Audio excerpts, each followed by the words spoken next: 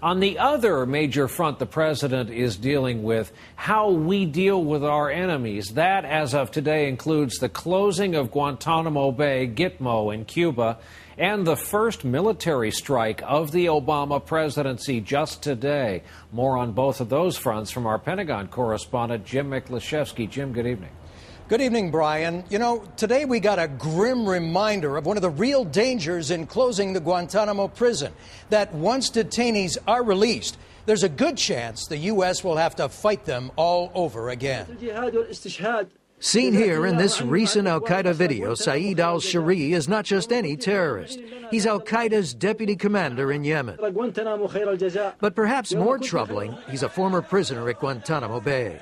After 3 years in custody, al-Shari was considered to no longer be a threat, and in 2007 was released to Saudi Arabia. NBC News visited the same program where the Saudis tried to break al-Shari of his terrorist connections, but last year rejoined al-Qaeda in Yemen, where he's believed responsible for last September's bombing of the U.S. Embassy.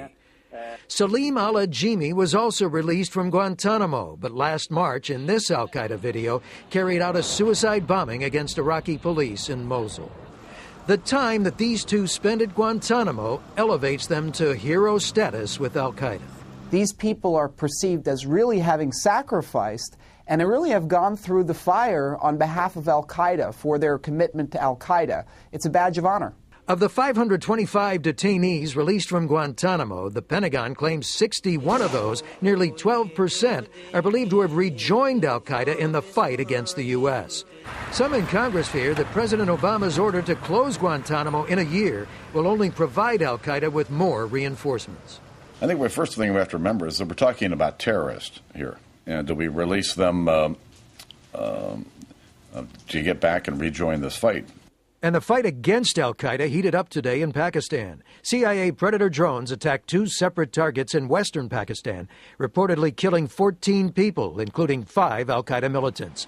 The first U.S. attack on al-Qaeda on President Obama's watch. And NBC News has learned that today's missile strikes were carried out under authorities already in place. And while it wasn't necessary for President Obama to personally give the order, he was thoroughly briefed on the mission. Brian? Jim Miklaszewski at the Pentagon. Thanks.